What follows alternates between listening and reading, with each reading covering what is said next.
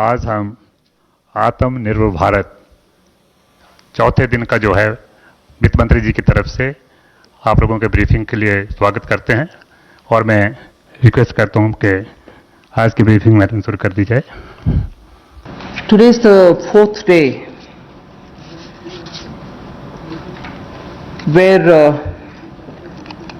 after the Prime Minister's address to the nation on building a Atmanirbhar Bharat, we have been announcing in several tranches the various steps that we want to take to give a stimulus, to help and to extend that little assistance which as a government we should and do it in time, and therefore we had a Pradhan Mantri Garib Kalyan package. Post that we also ensured that people don't suffer with having to file their returns or comply with taxation and related things. So in stages we've announced relief for the MSMEs, NBFCs and so on. But importantly, Prime Minister had also said in building a self-reliant Bharat, we should prepare ourselves also for tough competition so that we become strong, we are able to be first of all self-reliant and at the same time be sure we are strong enough to face the challenges of the global value chains and also be ready to integrate. I repeat, when we talk of self-reliant Bharat, when we talk of Atmanirbhar Bharat, we are not looking inwards. It's not isolationist policy. It is certainly making India strong, making India rely on its strength and be ready to face the global challenge. Many sectors need policy simplification, whereby we can make it simpler for people to understand what that sector can provide for them, how they can participate in that sectoral related activities, bring in transparency in processes and so on. So once we decongest sectors, we can also provide the necessary boost. That sector too will become strong enough and competent enough to provide the necessary boost for growth and employment. And as you all know, the Prime Minister has a very strong track record in taking up reforms, deep systemic reforms.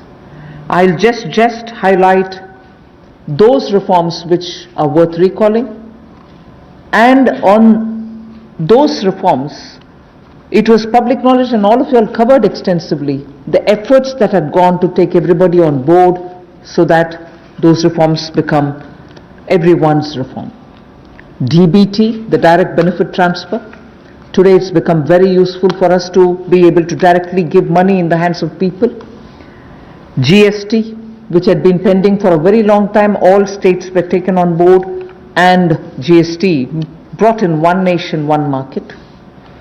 IBC, companies waited for decades to have their insolvency related matters settled.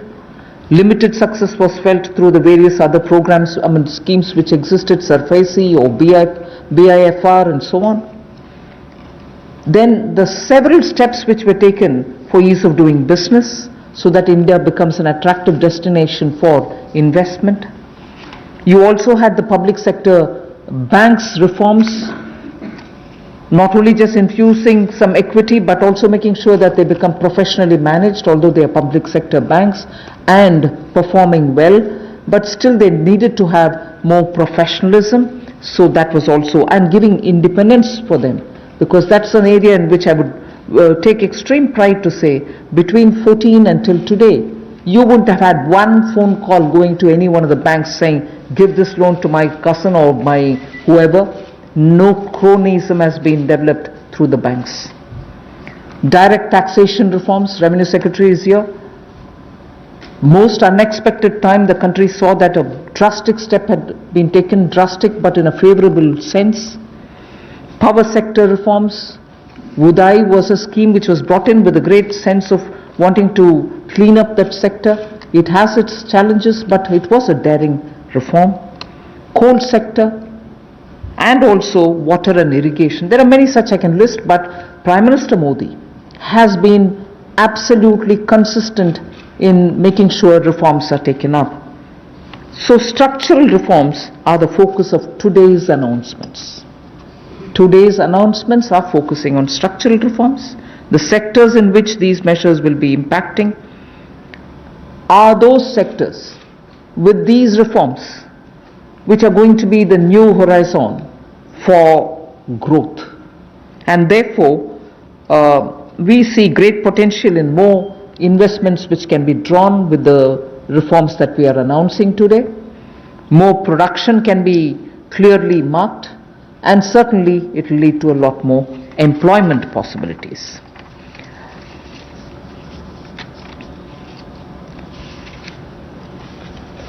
We can actually start off with some preliminary slides before I go into talking about today's announcements, which will explain all the steps that we've taken in the recent past to make sure that investment come into this country and also make India a far more business-friendly destination. Before I go into that, it is important for us to recall that steps which have been taken earlier have been announced variously at different times, and because of the lockdown and because of COVID, I think time feels like as though it's been a long time since the budget was presented. It was only presented on 1st February.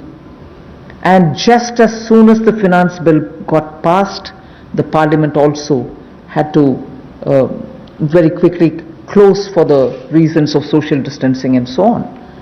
And just before February, we announced the National Infrastructure Investment Foundation, the fund that was launched. So, and therefore such steps have been taken. Clearly these are the ones which are going to initiate a lot of things that we want to tell today, and also a lot of things that we want to do towards building an Atmanirbhar Bharat.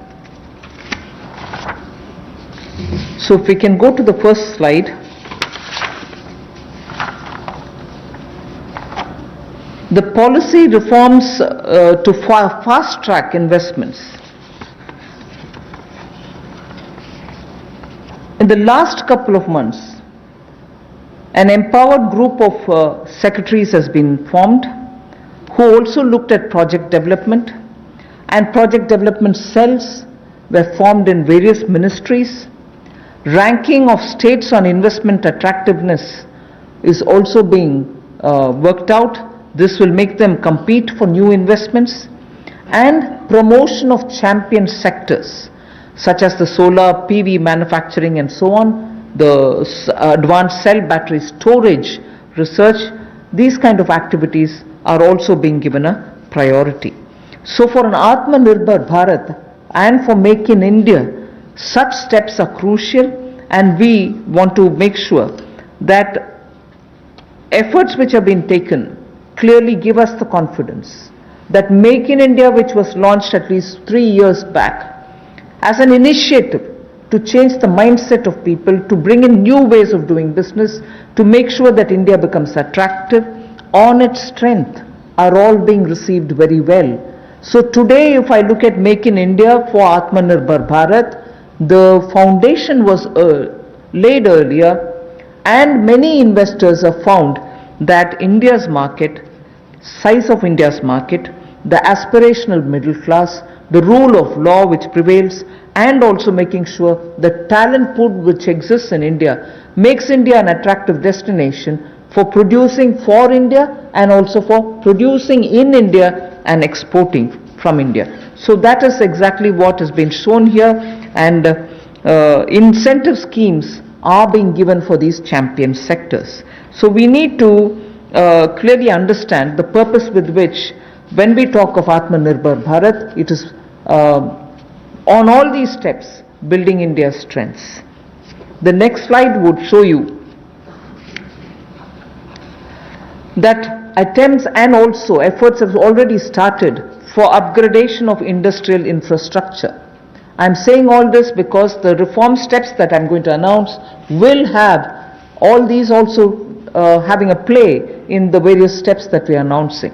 Upgradation of industrial infrastructure is something which we need to talk about afresh, although industrial infrastructure, industrial land banks, and also clusters have been recognized long time back. But they're all somewhat being utilized, many of them lying unutilized. So now using technology, we are making sure these land parcels are, through GPS, GIS mapping, are able to be identified, location cleared, their challenges being identified, common facilities which have to be created will all be done. 3,376 industrial parks and estates and SEZs have between them, have among them 5 lakh hectares, all of them mapped as industrial information system can map them for future use. So this will be a part of the portal which will be running, so that it will be available for any future potential investor to say, I know land exists there, we can go set up a business there. In the meanwhile, the state government working with the center is going to provide all the common facilities. So all industrial parks also will get ranked by 2020-21, so that we know what is the level of readiness that they have and how ready they are for competition. So with this said as a broad introductory statement, I just want to highlight the 8 sectors about which we are going to talk, where reforms are being brought in: coal, minerals, defense production. I read out separately the next 3, although they together contribute for flying, airports, and also aerospace related matters. Airspace management, airports, MRO, which is maintenance, repair and overhaul. So those 3 all go over to the civil aviation area.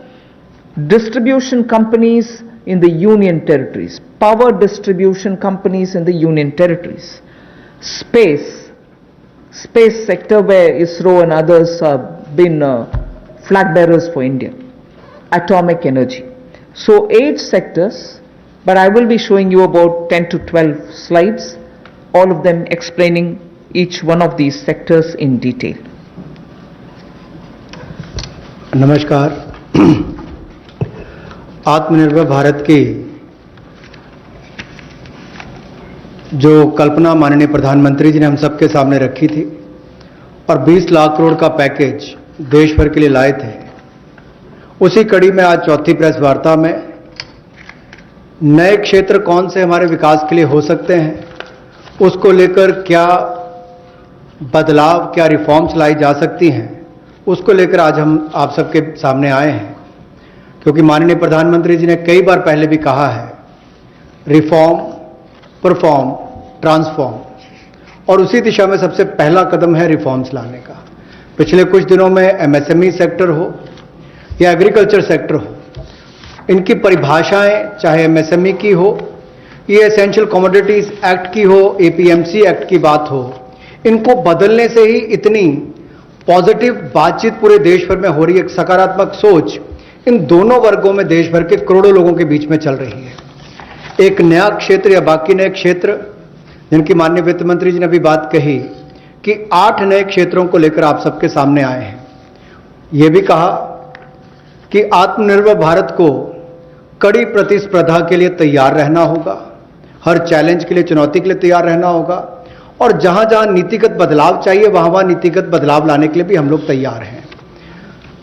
अब implementation की बात आती है, उसके लिए माने ही मोदी जी जाते हैं कि किस तरह से अच्छी इंप्लीमेंटेशन पिछले 6 वर्षों में करके दिखाई, चाहे वो जीएसटी की बात हो, इंसॉल्वेंसी बैंक्रप्सी कोड की बात हो, जनधन योजना की बात हो, यूपीआई जैसे प्लेटफॉर्म बनाने की बात हो, हर गांव में बिजली और हर घर को राशन देने तक की कोविड-19 की स्थिति में बात हो, तो इसलिए इस सेक्टर्स में भी तेजी कैसे आए, फास्ट ट्रैक इन्वेस्टमेंट की कैसे हो, उसके लिए एम्पावर्ड ग्रुप ऑफ सेक्रेटरीज का गठन किया गया है, जो निजी निवेश की मंजूरी के लिए गति देने का काम उसमें से करेंगे ताकि उसमें सहायता मिल सके और आकर्षित हम विदेशी निवेश को कर सकें। प्रत्येक मंत्रालय में प्रोजेक्ट डेवलपमेंट सेल बनेगा जो ये तय करेगा कि किस क्षेत्र में निवेश आ सकता है, कौन निवेशक हो सकता है, इनसे बातचीत करेगा और राज्यों से और केंद्र से बात भी करेगा ताकि निवेश करने वाले को कहीं पर दिक्कत ना आए। एक तरह से हैंड होल्डिंग करने का काम यहां पर होगा। राज्यों की रैंकिंग भी होगी, उनकी कितनी अट्रैक्टिव पॉलिसीज हैं कि इन्वेस्टमेंट के लिए, यानी कि निवेश के लिए कितनी आकर्षित करने वाली उनकी योजनाएं हैं, उसके ऊपर डिपेंड करेगा उनकी रैंकिंग को। और नए चैंपियन सेक्टर्स को बढ़ावा देने के लिए, चाहे वो सोलर पीवी हो, इसकी मैन्युफैक्चरिंग की बात हो, या एडवांस सेल बैटरी मैन्युफैक्चरिंग की बात हो, इसके लिए भी जो भी इंसेंटिव देने होंगे वो भी हम लेकर आएंगे ताकि इन क्षेत्रों में भी बढ़ावा, ऐसे और कई क्षेत्रों में भी बढ़ावा मिल सके जो नए चैंपियन सेक्टर्स हैं।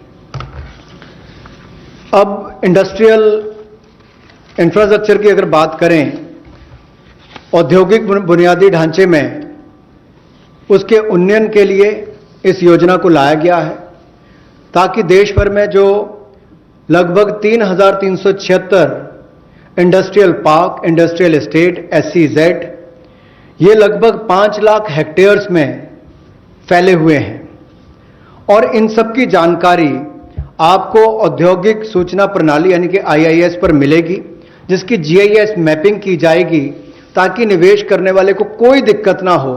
जो उसको बाद में दिक्कत आती थी जमीन से जुड़े मुद्दों को लेकर, वो भी दूर होगी। जमीन की उपलब्धता भी 5 लाख हेक्टेयर के लगभग जो इंडस्ट्रियल हमारे स्टेट्स हैं या हमारे पार्क्स हैं उनमें भी जो होगी उसमें उनको लाभ मिलेगा। और इसीलिए इस योजना में बदलाव भी लाया गया है। इसको मिशन मोड पर, चैलेंज मोड पर किया जाएगा ताकि ज्यादा से ज्यादा निवेशकों को जमीन जल्द से जल्द उपलब्ध राज्यों में करवाई जा सके और इसके लिए कनेक्टिविटी में भी सुधार होगा और कॉमन इंफ्रास्ट्रक्चर जो है उसमें भी अपग्रेड करने का काम किया जाएगा। The first of the 8 sectors that I want to speak about is coal. There are 4 slides all speaking about the various steps, but I will run through about all the 4, even though the sequencing may be a bit different. We are bringing in commercial mining in coal sector. You know, coal, as all of you all know, coal is a government monopoly. That government monopoly is what is now being removed. Commercial mining of coal on a revenue sharing basis would help more coal availability and also more coal availability at market prices. So this will be far more efficient and more people can get to using it. Liberalized entries will be allowed for people to participate for a range of coal blocks, and for those who produce well before the deadline, incentives also will be given. But let's first understand, if India, which is the 3rd richest or which has the 3rd largest and 3rd large valued coal availability in its mines, in untapped mines, meaning it has the 3rd valuable deposit of coal, and we still import coal, and we still sometimes feel that the energy sector is suffering because raw material is not available. So regulations are required, and this line you would recall I have said day before yesterday, I have also said yesterday, regulations are required when there is a shortage. But this country has got abundant coal and we've been regulating it, suffocating it from producing ample quantity of coal which will be required by the industry. Economy can be benefiting from this kind of opening up. Of course we are conscious that coal is not so environment friendly. So in order to have coal converted into gas, we are providing incentive so that coal is also used, but the environment commitments of India are honored and we benefit from gasification of coal. And also the coal bed methane also will be auctioned, so that these coal beds which are with Coal India but untapped also can benefit the country. So the coal bed methane extraction also will happen through auctioning. 50,000 crores will be spent by Government of India for creating evacuation infrastructure, because after the coal is mined, brought to the pit head, you don't have enough right kind of infrastructure to have this coal, mined coal, evacuated from there. So 50,000 crores is being given to ensure that evacuation infrastructure is provided. So this is in short what is being done to bring in reforms in the coal sector.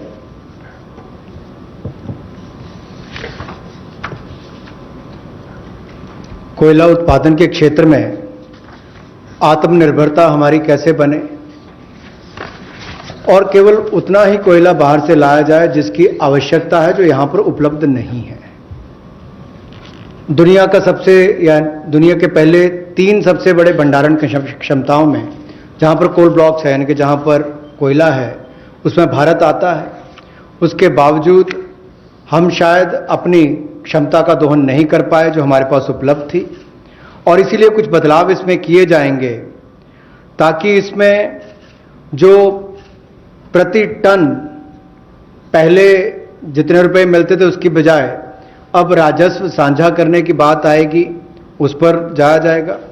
और जैसे पहले जो steel plant चलाते थे, बिजली का उत्पादन करते थे, केवल उनको मिलता था, इसके लिए ओपन ऑक्शन भी होगी ताकि ओपन मार्केट में सेल कर सकें, ज़्यादा लोग इसमें आए, ज़्यादा इसका खनन हो सके, और इससे देश की अर्थव्यवस्था को और देश के उद्योग को भी बल मिलेगा। लगभग 50 ऐसे नए ब्लॉक्स खनन के लिए नीलामी पर आने वाले समय में उपलब्ध करवाए जाएंगे, और इसमें अपफ्रंट पेमेंट की सीलिंग होगी। कोई पात्रता के बड़ी कंडीशंस इसमें नहीं है इस तरह की, केवल उनको अपफ्रंट पेमेंट करनी है। और यही नहीं, इसके अलावा जो पार्शली एक्सप्लोर्ड थे हमारे खदान, उनको भी देने का काम किया जाएगा ताकि उनका भी खनन और किया जा सके और उसका लाभ भी मिले। कहीं ना कहीं आंशिक रूप से ये जो अन्वेषण हुआ था, अब इसको निजी क्षेत्र को देकर जल्दी उसमें और लाभ मिल सकता है, और प्लेयर्स आएंगे तो खनन ज्यादा हो पाएगा। और जो अपना समय से पहले खनन की प्रक्रिया को पूरा करता है तो उसको भी इंसेंटिवाइज करने का काम कुछ ऐसे प्रोग्राम्स के माध्यम से किया जाएगा। गैसिफिकेशन के लिए नई अलॉटमेंट्स की जाएंगी ताकि अलग अलग इसमें डाइवर्सिफाइड अपॉर्चुनिटीज मिल सकें उनको।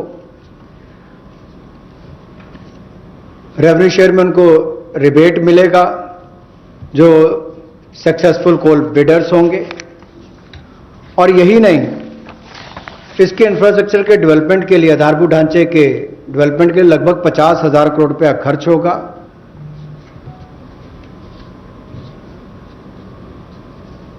और ये जो कोल इंडिया लिमिटेड की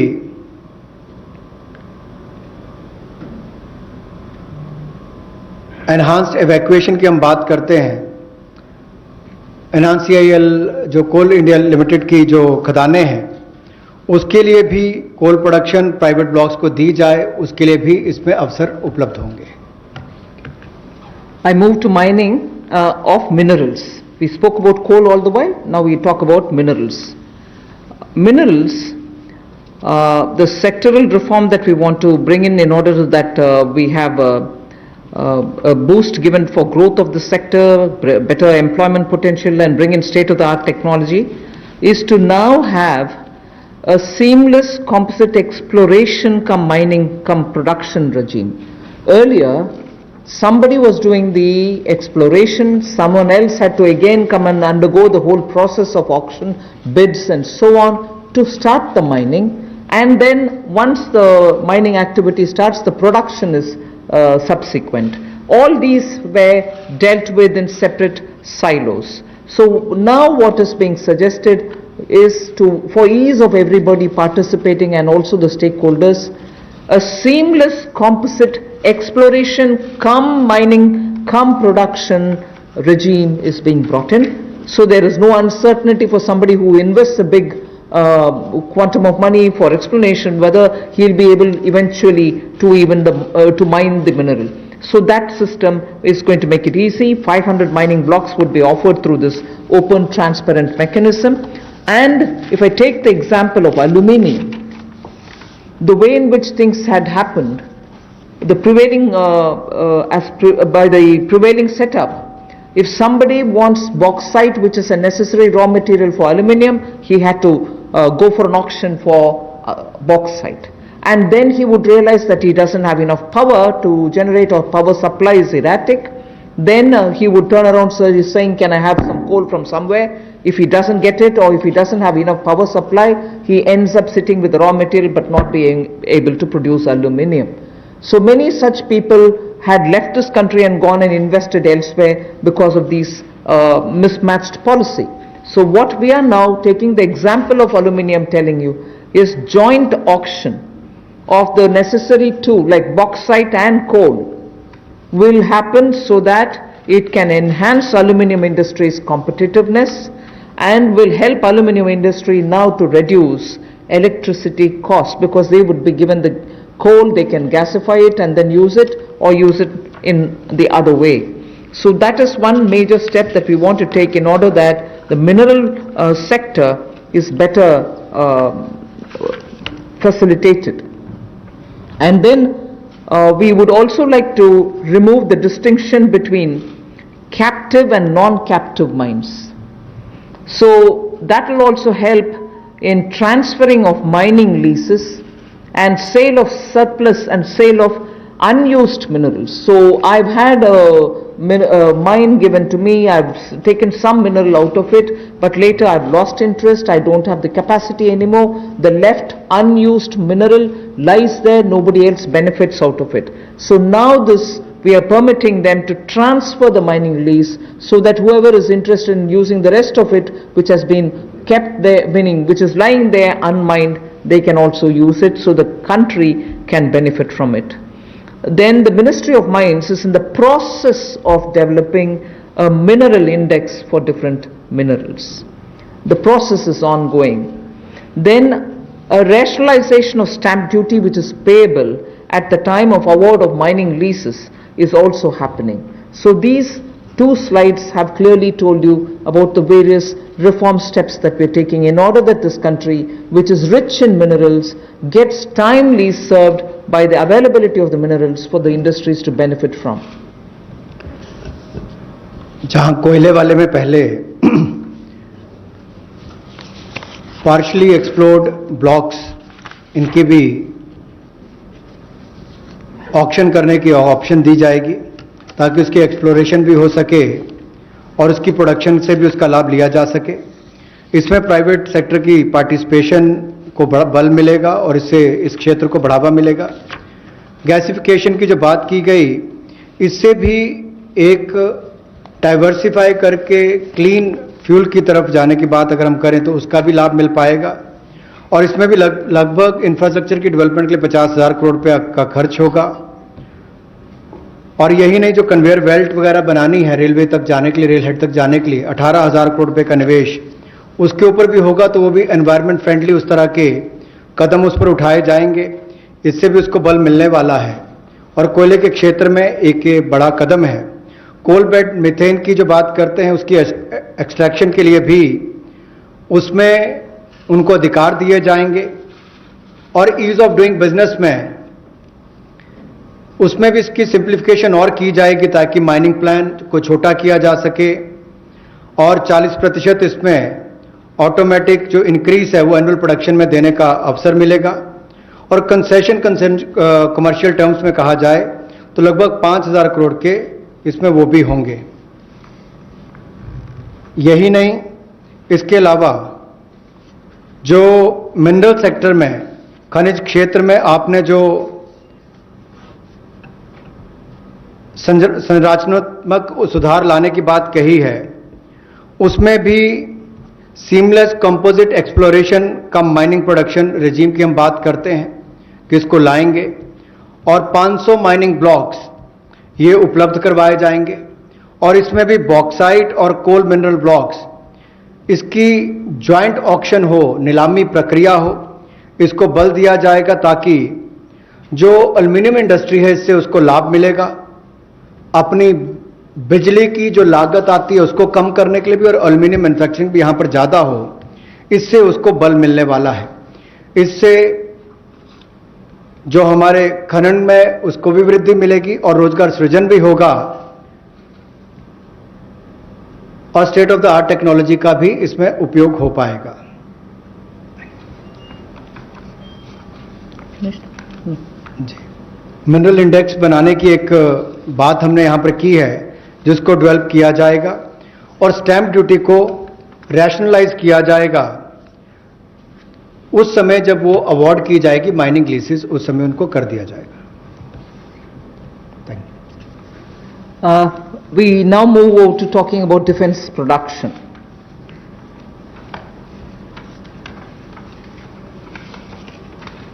Make in India and self-reliance have now, as I said, become a partner in the sense of for self-reliance, Make in India is absolutely necessary. And particularly when you're talking about critical industries like defense, we need to be self-reliant where we really can be. Of course, armed forces require best of equipments. They need some of the latest technology driven equipments. Some high-tech equipments are required which have to be imported. They can be imported, and it continues. We are seeing very good latest weaponry coming also. But some of those which are being produced in India can be bought in India, and therefore we have now come to a conclusion that we shall notify. This is done with the consultation with the Department of Military Affairs. We shall notify a list of weapons and platforms which shall be not allowed for import, but we shall have them bought from India. So the import of this listed set of equipments shall not be allowed. They shall be banned. And every year this list will be increased because more capacities which come to be recognized, which meet the standards, which meet the defense standards, will be obtained from India. As they say, the defense is general staff qualitative requirements, the GSQRs for weapons and platforms will all be honored, but those list of items which get notified can only be purchased from India. Indigenization of some imported spares will also be given priority. For years we have been producing spares which are good enough for even those imported vectors, imported weaponry, imported platforms. Unless we are able to do that, the spares are also something which India probably can produce but are getting imported. So indigenization of imported spares. Then for all this, a budget provision, a separate budget provision will also be given for domestic capital procurement. So this is going to be something with which the defense can make sure that their import bill can come down. This is done in consultation with the Department of Military Affairs, and this will be an important step towards making sure that Indian producers of defense equipments which are absolutely meeting with the standards which the armed forces would want will be purchased from India. The next step in defense production related reform is to improve the autonomy, accountability and efficiency in ordnance supplies which are being made by the ordnance factories. And for this, we intend to corporatize ordnance factory boards. I like to emphasize here, corporatization is not privatization. It doesn't mean that the ordnance factory boards are going to be privatized. No, they are not being privatized. But corporatized they will be. We want them to be better managed. We also eventually hope that they will get listed in the stock market. Ordinary Indian citizens can also buy shares in them, and through that we expect that the ordnance factory boards and their processes, decision making, output, performance, all of them will be transparent for the Indian citizens. So ordnance factory boards will be corporatized, not privatized. I want to underline that, and I want media friends to please differentiate between corporatization and privatization. The next set of things about defense production is that FDI limits are being raised from 49% to 74%. Of course, it will have the security clearances and everything else as always. And then we'll also have a mechanism established so that time-bound defense procurement processes happen. There will be a project management unit set up. Support will be given for contract management purposes.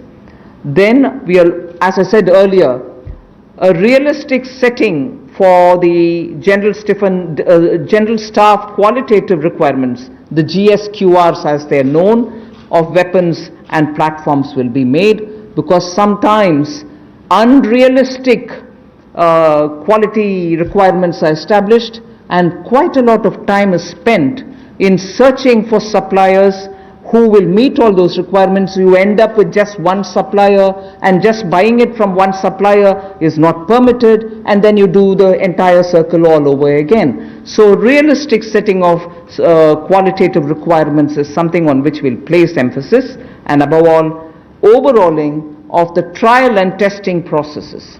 Yes, we understand India is a country which has different climatic and geospatial requirements, tropical, coastal, Himalayan, high altitude and everything else, but we still need to be far more efficient in trial and testing of procedures.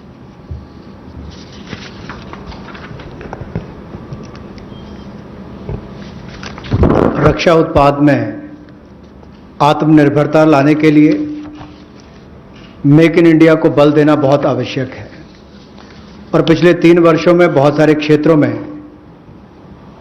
Bharat में इस दिशा में कदम उठाए गए, और रक्षा उत्पाद के लिए make in India को बल देना और आत्मनिर्भरता लाना इस दिशा में कदम है।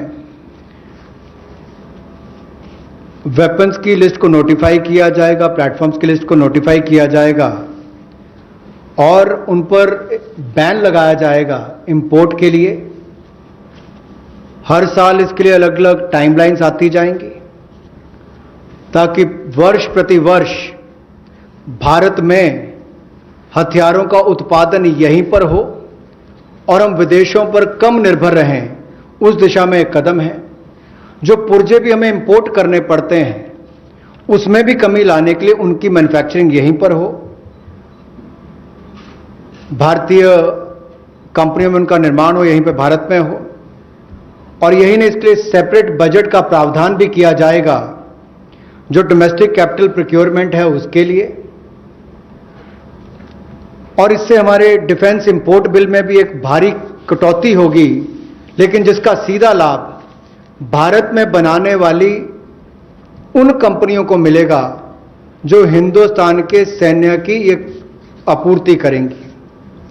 और इसी दिशा में ऑटोनॉमी लाने के लिए और ज़्यादा जवाबदेही, अकाउंटेबिलिटी तय करने के लिए और कामकाज में एफिशिएंसी लाने के लिए ऑर्डिनेंस सप्लाईज जो है, जो हमारी कॉरपोरेशन है, जो हमारे ऑर्डिनेंस फैक्ट्रीज हैं उनका कॉर्पोरेटाइजेशन यानी कि निगमीकरण करने की हम बात कर रहे हैं, और निगमीकरण और निजीकरण में बहुत अंतर है।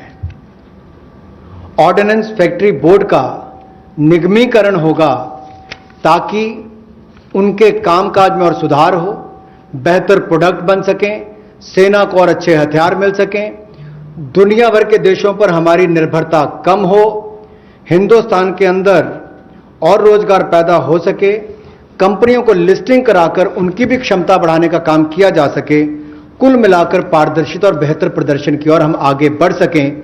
इसलिए निगमीकरण करना बहुत आवश्यक है। इसलिए ऑर्डिनेंस फैक्ट्री बोर्ड का निगमीकरण किया जाएगा। और दूसरा रिफॉर्म्स, जहां एफडीआई लिमिट है डिफेंस मैन्युफैक्चरिंग के क्षेत्र में, वो स्वचालित प्रत्यक्ष विदेशी निवेश के लिए 49% से बढ़ाकर 74% कर दी जाएगी। यानी कि automatic defence route, automatic FDI का जो रूट है उसके लिए 49% से 74% उसको कर दिया जाएगा लिमिट को, और time bound defence procurement process हमारा हो इसके लिए त्वरित फैसले लेने का भी काम किया जाएगा। अनुबंध प्रबंधन के लिए प्रोजेक्ट मैनेजमेंट यूनिट का गठन किया जाएगा, और जो GSQRs हैं वेपन्स और प्लेटफॉर्म्स की, उसको भी व्यवहारिक बनाने का काम किया जाएगा।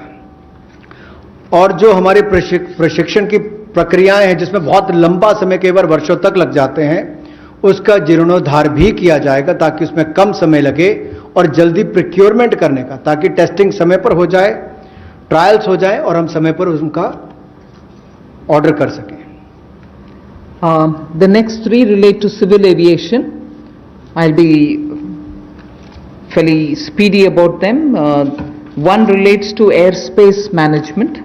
The next relates to PPP and airports which are being given for management and maintenance. Then MRO hub. The three are put together relating to civil aviation. The first is the airspace management. Just to give you a background, only about 60% of the Indian airspace is freely available. And that's because airspace is fairly restricted for its use for civil purposes and defense purposes. This means that all these years, all these decades, we have been flying to some most destinations, not through the shortest route, but slightly longer routes, which means you're having more time in the air. This actually has to be rationalized. Optimum utilization of airspace is best, because after all the fuel spent is also something which we import. Huge bill goes for that. Finally the customer ends up paying more price for the flying, and for pilots it's a extra hour of flying or half an hour of flying. Above all, if we are able to optimally utilize the airspace and reach quickly, every one of our time is saved, and therefore now rationalization is going to happen. We will be able to get to our destination at the shortest possible time, thus saving travel time, thus saving fuel, thus saving also the pilot's flying time. This is an environment friendly step, but having very big implication on India's fuel importable, and also for civil aviation, which in India has biggest potential in growth. Civil aviation is up for a big leap. So the airspace availability through which the flying time is influenced is going to be better. That is one. The second that I'd like to tell you about is 6 more airports are for auction, and the Airports Authority of India shall do it on public-private basis, PPP basis. Additional investments also are likely to happen by private players in about 12 airports which they are already holding, for better world-class facilities to be brought in. So majorly airports in India will become far more with better facility and customer experience. This has financial implications to the extent not so much for the budget, but the AAI, the Airports Authority of India, will get a down payment of 2,300 crores, and also the first and second rounds of investments are expected to get 13,000 crores. So this is one step which will at a time increase better facilities and also make our airports a lot more worthy experience for the passengers. The third in this, because it's all pertain to civil aviation, is making India an MRO hub. This was mentioned also in the budget. Maintenance, repair and overhaul of aircrafts is a big business. Most of the Indian aircrafts themselves go abroad to do their repair works, spend on parts there, and also come back for after the overhaul to India. But maintenance and repair and overall, India has all the capacities, manpower skills required, soft skills required, and also India can then be the center for many of the flights which go towards Southeast Asia, long distance to Australia, similarly westwards also. If we make sure that MRO's ecosystem is created in India, for which the tax regime has already been altered so that it favors setting up MRO in India, this is a major step that we want to make sure that India benefits from. And in this, not just civil aircrafts, but also defense aircrafts can also be benefiting from the MRO, which if we make India as a huge hub. Maintenance cost for all airlines will come down, and that again will have a ripple effect on the passengers. The travelers can probably pay less after that. So these are three put together reforms for the civil aviation sector. Civil aviation sector को लेकर जो 3 बड़े कदम हैं, हम सबको पता है समय की बहुत कीमत है और हर व्यक्ति के समय को बचाने का प्रयास किया जाए। इसके लिए हवाई क्षेत्र में, यानी कि जो हवाई जहाज से उड़ते हैं उनके लिए अगर कुल मिलाकर देखा जाए तो मात्र 60% भारतीय हवाई क्षेत्र जो है वो नागरिक विमानों के लिए उपलब्ध है। इसलिए भारतीय नागरिक विमानों को लंबे रास्ते लेने पड़ते हैं, जिसमें लोगों का समय भी जाता है, फ्यूल भी ज़्यादा कंज्यूम होता है। अब भारतीय हवाई क्षेत्र की इस पाबंदी को और सरल और जो हम सुगम बनाएंगे, जिससे नागरिक विमानों के लिए कम समय लगेगा और वो ज़्यादा दक्ष बन सकेंगे। मिलिट्री अफेयर विभाग के साथ समन्वय करके इसको 2 महीने के अंतर्गत सुलझा लिया जाएगा और अवसर उपलब्ध करवाए जाएंगे। इससे विमानन क्षेत्र को 1000 करोड़ रुपए का फायदा होगा, जिससे सीधे तौर पर अगर आप देखें तो एयर टर्बाइन फ्यूल वो बचेगा, तो हमारा इंपोर्ट बिल भी कम होगा, लोगों का समय बचेगा, एनवायरनमेंट बचेगा, पर्यावरण को बचेंगे और समय कम लगेगा। ये एनवायरनमेंट फ्रेंडली इनिशिएटिव भी हमारा है और एयर स्पेस की मैक्सिमम यूटिलाइजेशन भी हो सकेगी। दूसरा, हवाई अड्डों पर अच्छी सुविधाएं और कैसे मिले, इसके लिए वर्ल्ड क्लास एयरपोर्ट्स पीपीपी के माध्यम से, प्राइवेट पार्टनरशिप के माध्यम से कैसे हो। एयरपोर्ट अथॉरिटी ऑफ इंडिया ने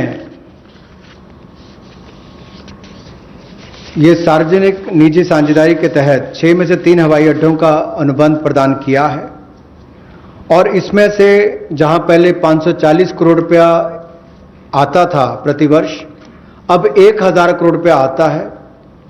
और इसके अलावा एयरपोर्ट अथॉरिटी ऑफ इंडिया को डाउन पेमेंट भी लगभग 2300 करोड़ रुपए की मिलेगी। ये एनुअल रेवेन्यू जो 6 एयरपोर्ट्स का है, और 6 और एयरपोर्ट्स को आइडेंटिफाई किया गया है दूसरे राउंड की बिडिंग के लिए। इसका बिड प्रोसेस भी जल्द शुरू कर दिया जाएगा। अतिरिक्त निवेश जो हम इस प्राइवेट प्लेयर्स के माध्यम से देख रहे हैं निजी क्षेत्र में, ये 12 हवाई अड्डों में पहले और दूसरे चरण में लगभग 13,000 करोड़ रुपए का आएगा। 13,000 करोड़ रुपए का निवेश पहले और दूसरे चरण में 12 हवाई अड्डों में आएगा और 6 और एयरपोर्ट्स के लिए भी जल्द ही तीसरे राउंड में बिडिंग की प्रक्रिया, नीलामी की प्रक्रिया शुरू हो जाएगी। एक और क्षेत्र है जो मेंटेनेंस, रिपेयर, ओवरऑल की बात करते हैं, जैसे गाड़ियों की रिपेयर तो लोकली हो जाती है, लेकिन हवाई जहाज़ों का इंजन हो, बाकी स्पेयर्स हों, इसकी रिपेयर चाहे सिविल एविएशन के हों, नागरिक विमान हो या मिलिट्री के हों, उनमें से भी ज़्यादातर विदेश में जाकर रिपेयर होते थे। तो एक और हमारे यहाँ के लोगों का रोजगार के अवसर छिनते थे, दूसरा बाहर जाकर उनको मेंटेनेंस करवानी पड़ती थी। अब उसके लिए भी टैक्स रेजिम में बदलाव किए गए, उसमें एमआरओ का लिए इकोसिस्टम बनाया गया जिसको रैशनलाइज किया गया है। इससे लगभग जो 800 करोड़ से लेकर 2000 करोड़ रुपया 3 वर्षों में एयरक्राफ्ट के कंपोनेंट्स की रिपेयर के लिए या एयरफ्रेम की मेंटेनेंस के लिए जो खर्चा होता है उसमें भी बचत होगी और वो काम यहीं पर मिलना शुरू हो जाएगा हिंदुस्तान के अंदर। और जो मेजर इंजन मैन्युफैक्चरर्स हैं वो भी अपने इंजन रिपेयर फैसिलिटीज़ को यहाँ पर भारत में लानी शुरू करेंगे और डिफेंस और सिविल सेक्टर को कन्वर्ज करके भी हम लोग इस सेक्टर को बढ़ावा दे सकते हैं। उस दिशा में कदम उठाए जाएंगे ताकि जो कॉस्ट है एयरलाइंस की या हमारे डिफेंस की वो भी कम आए, उस दिशा में कदम है। I move to talking about the next reform step. The power distribution companies in union territories shall be privatized. And that is likely to be also, it will be in line with the tariff policy which is soon to be announced. The tariff policy reform will of course talk about consumer rights. The inefficiencies of DISCOMs will not become a burden on consumers. DISCOMs will ensure adequate power. The standard of service that they provide will improve, and they will promote industry better by providing open access. Sustainability is an issue with power sector. We want to be sure that timely payments to the GENCOs happen. You are aware that 90,000 crores have been given this time because DISCOMs were not able to pay or service their dues to the GENCOs. Such disruptions or ups and downs should be avoided, and DBT also for subsidy receiving beneficiaries will be given directly, and smart prepaid meters will be set up, about which I had mentioned in the budget also. So tariff policy coming into place will also see one more major step, in that in the union territories we shall make sure that the DISCOMs are privatized. Suboptimal performance of power distribution and supply can never be in favor of the customer. So that is as regards power sector reforms.